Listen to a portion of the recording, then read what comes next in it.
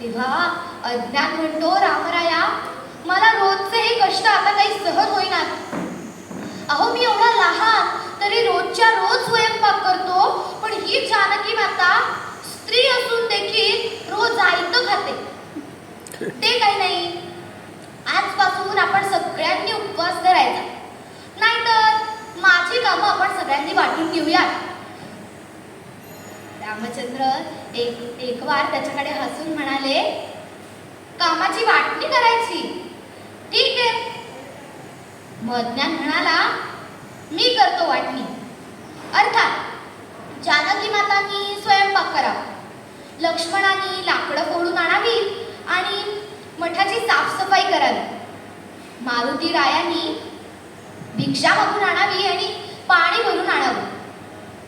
रामचंद्र म्हणाले, चला ठरली तर मग कामं, लागूयात कामाला. अज्ञान म्हणाला, हो थांबा थांबा, चाललात कुठे?